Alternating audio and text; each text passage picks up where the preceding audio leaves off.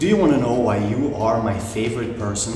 You want to know why? It's because while everyone is working on their muscles and some flashy stuff so they can look good naked, who cares? You are here to do the important stuff. You're here to do the work. You are here for longevity and for a holistic kind of training. You are here because your knees and your hip mobility needs work just as much as your muscles do. And I'm proud of you for that. Most people don't know that, so I'm really proud of you. Now, if you're ready, we're going to get into a nice mobility routine for our knees and for our hips that you can follow along. It's just going to be a short one and repeat it maybe once a day, or if you want to, you can go for longer periods of time per exercise and maybe do it twice a week. If you're ready, we'll get right into it.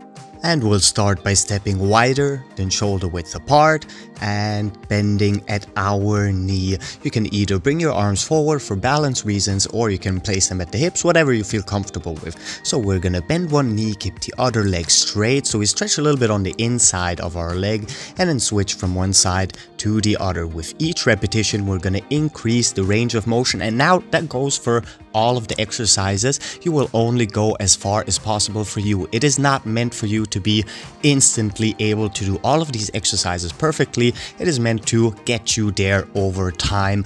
So with every repetition, increase the range of motion, come back up all the way, straighten both legs, and then switch to the other side. Over time, we're gonna go lower and lower. Be careful to keep both feet flat on the ground and even push your foot a little bit down into the ground as if you were holding on to it, because now we're gonna start raising our heel on the side where we have a bend in our knee and keep our foot totally flat on the other side. So raise your heel the deeper you go, and then keep the other foot flat on the ground. And once again, if you have problems with balance, bring both hands to the ground and repeat the same motion. Now, if you keep one foot flat on the ground, you are targeting more the inside of your legs basically. So here you go from the inside all the way to the top and to your heel. And now when we turn our foot upwards, we switch more to the back side, the posterior chain, our hamstrings, our gastrocnemius, and our soleus. And now be sure to pull your toes in at the raised foot, and we're increasing the range of motion again with every single movement. So basically now I'm totally sitting down, bringing one knee to the ground and keeping the other leg fully extended.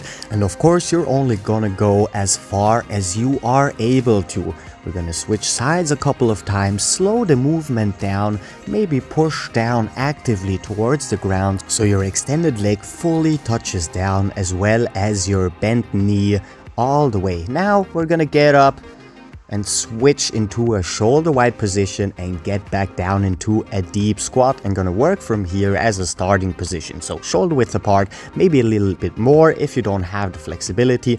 Put your hands behind your back, and we're gonna start bringing one knee to the middle and switching from one side to the other. Slow the movement down, take your time, and add a little bit of a rotation in your upper body so we target the hips as much as we can and include some core work while we're at it, which is always a good bonus to have. And again, we're trying to increase the range of motion with every single repetition, which means the standing leg is being pushed outwards. And now we sit down all the way with our legs on the ground, which means we have an external rotation on one side and an internal rotation on the other side. Now you see I keep the back of my foot fully on the ground and then roll over my toes to switch to the other leg. Sit down all the way. Of course, we're gonna add a little bit of a rotation again in our upper body for our lumbar spine too, and switch left side.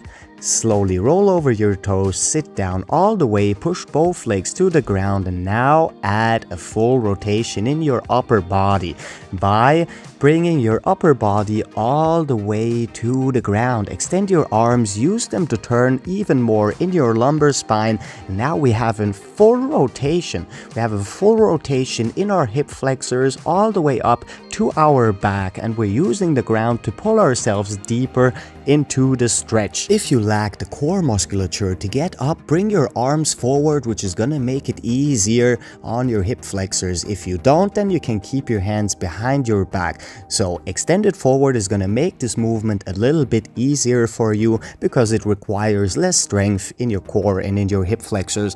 And while we are on the topic of hip flexors, we're gonna switch to hip thrust, which basically just means bring your knees to the ground and then you're gonna push forward with your pelvis. We're gonna combine this movement with a pike and go back down into a deep squat. So it's basically hip thrust, return into a pike position, and return into a deep squat position to go for another hip thrust. Keep your glutes and your lower back flexed to push forward, and again, if you lack the strength in your core, you can use your hands on the ground to go from the pike to the deep squat and to the hip thrust.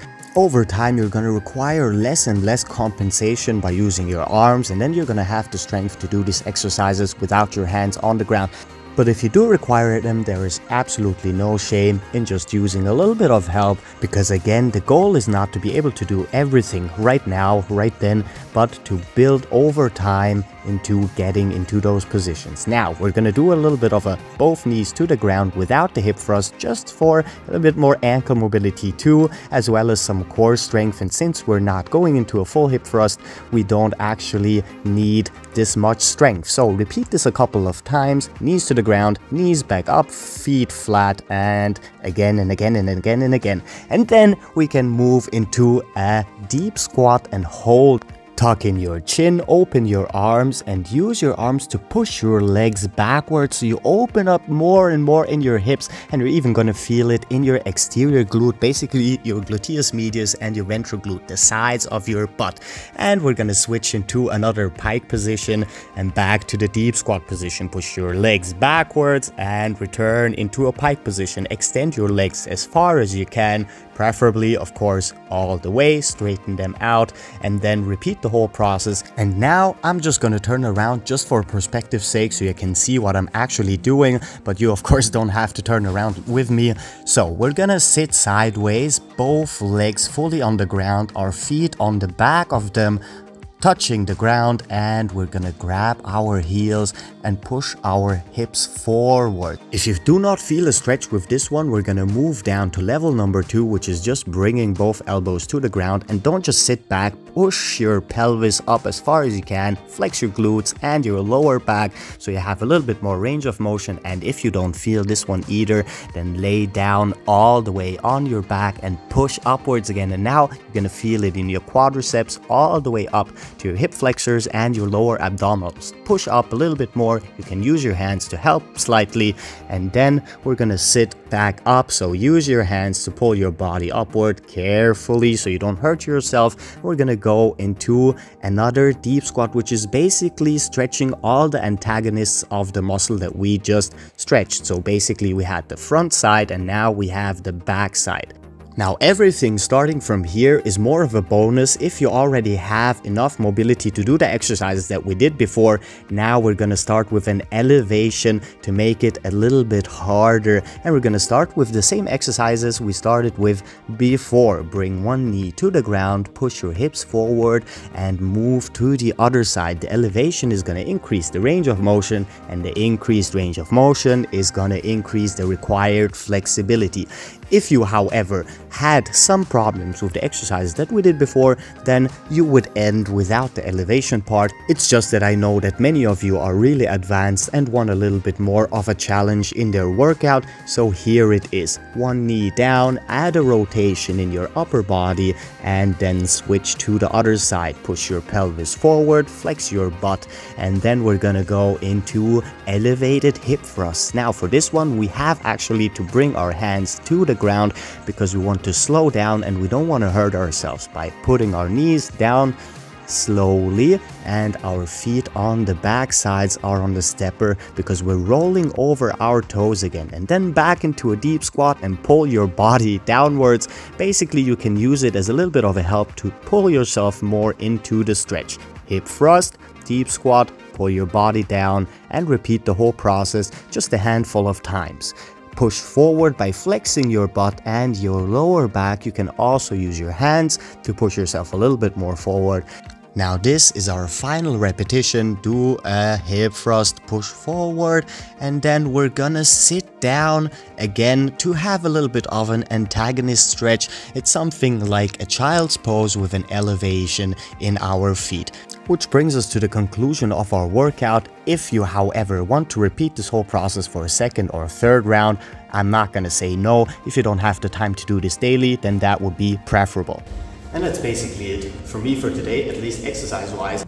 Again, try and do that every day, at least maybe for 5 minutes, just so you don't hurt yourself, because over time, the amount of hip surgeries and the amount of hip and knee problems are going to increase the older you get. Did you know that I'm here in Austria? Austria is a very small country, but over 10,000 people get hip replacements every single year. That number is about 200k in Germany and about 300k in the United States, which is an absolutely insane amount, which means that those are just hip surgeries, meaning that hip problems and hip injuries are even more common. So just in case we don't get those problems when we get older, we'll be working on those problem zones. Now, if you like the video, subscribe, and I'll see y'all tomorrow, because new videos every day. You know it already. Captain Cairo, peace out.